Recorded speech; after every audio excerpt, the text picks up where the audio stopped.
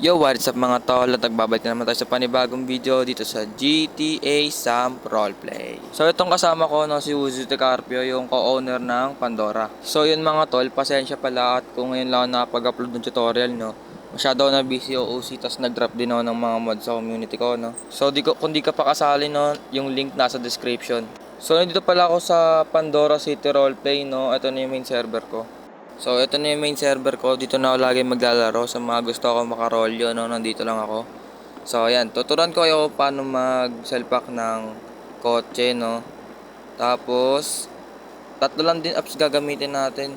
So, yung ZArchiver, GTA Image Tool, TXD Tool. So, ayan, no? May nagtuturp pa dito sa baba natin. Ayun, nalaglag pa. Sorry. Sorry po. Ayan guys, admin pala ako dito no. Nga pala mga tol, happy 284 subscribers no. Salamat sa mga patuloy na sumusuporta sa akin no. So simulan natin yung tutorial mga tol. Tara. Tapos yan, punta lang kayo sa screen nyo no. Tapos pag nasa screen na kayo, syempre, tuturo ko muna sa inyo paano yung ginagawa ko. Kasi ako naka APK lang ako na GTA image tsaka texture no. Kasi wala tayong pabayad nun.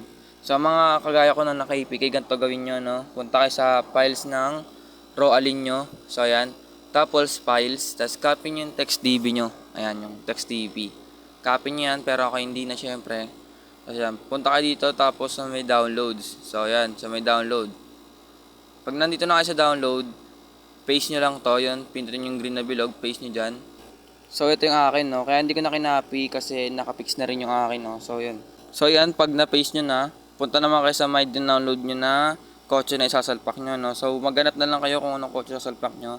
Kasi sa akin ito yung Evalancer ko. So ayan, ayun yung mga texture niya. Tapos yung GTA DFF. So ayan, yung texture niya ito. So ayan yung tapos open natin tong import wizard no. Open natin yan. So ito yung import wizard ng isasalpak ko no. Ito ganito lang yan. Gagayin ko lang din to. Kung paano yan. So dapat lagi nyo din na double check yung mga files na isasalpak nyo no. Para iwas FC. So balik tayo sa my screen no. Tapos open natin yung GTA image tool. Pag na-open nyo na, pindutin nyo lang yung open image, download. Kasi yung TextDB na kinapin nyo kanina na, so ito. Tapos GTA 3 image, select nyo yan. Tapos itong tatlong dot sa taas, add files with replace. Tapos yung DFF ng mod ng kotse nyo, no. So hanapin nyo lang, so ito yung akin. Ito. Ayan, yung DFF, so yan, select nyo lang yan, select nyo. Pagka-select, tatlong dot, tas rebuild. Pasantayin nyo lang yan. Pag okay na, back nyo na. So, ano naman tayo sa may TXT tool. So, pipitin yung bilog. Tapos, downloads ulit, syempre. Tapos yung TextDB. Pagka pinit TextDB, GTA 3. Tapos, check nyo yan. Tapos, select. Tapos, plus. Tapos, may dalawang klase ng pagsalpak ng kotse, no. So, ito yung isa yung TXD archives ba to? So, yan. TXD archives nga. Kaya, ang sinasalpak dyan is yung ganito. Wait, hanap ako ng example. So, ayan, hanap lang ako. Yung isang pagsalpak ng kotse, yung is yung ganito, yung sa may barrel, yung kagaya ng ganito. Ayan, no. AK47.txt. Ayun yung pipindutin nyo pag nakaganyan yung mod ng kotse. So, pero ngayon sa akin, from image, kasi naka-texture lang siya, hindi siya yung naka-file. So, yan. With alpha tsaka without alpha. So, without alpha yung akin. So, yan, hanapin na natin yung kotse. Yung texture niya. So, yan, ito yung texture, no? Without alpha. Tapos, ito, pindutin nyo lang to. Tapos, pag napindut nyo na, check. Tapos, overwrite. Tapos, ito. Ayan lang. Kasi ito yung nakalagay sa, config ko. So, yan. Antayin na natin to. Pag natapos to, balik na lang ako sa inyo, no? So, yan, tapos na.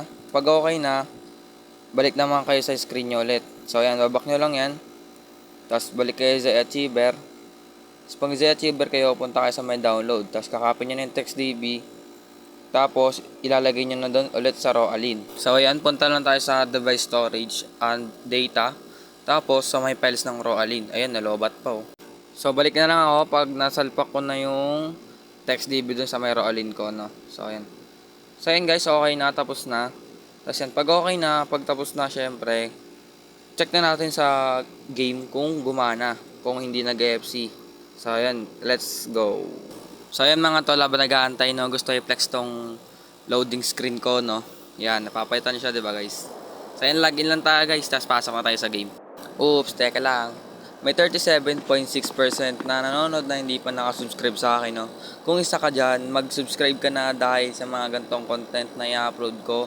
Tapos may 62.4% na nakasubscribe na panatiling nanonood sa akin. So salamat sa suporta nyo. So ayun, sana nagugustuhan nyo tong mga upload ko no. So ito yung Sultan. Ito yung tsura niya no. Working siya.